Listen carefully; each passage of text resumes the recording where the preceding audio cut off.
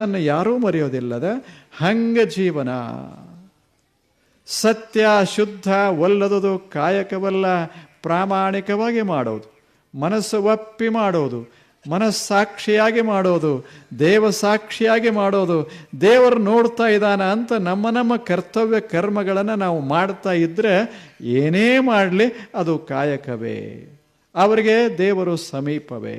ನೀವು ಕಸನೇ ಹೊಡೀರಿ, ಸುಮ್ಮನೆ ಕಸನೇ ಹೊಡೀರಿ, ಆದರೆ ಯಾರೇ ನೋಡ್ತಾರಂತಲ್ಲ, ಸಂತೋಷಕ್ಕಾಗಿ ದೇವರು ನೋಡ್ತಾನ ಅಂತ ಕಸ ಹೊಡೆದು ಬಿಟ್ಟರೆ ದೇವರ ಕೃಪೆ ಆಗ್ತದದ.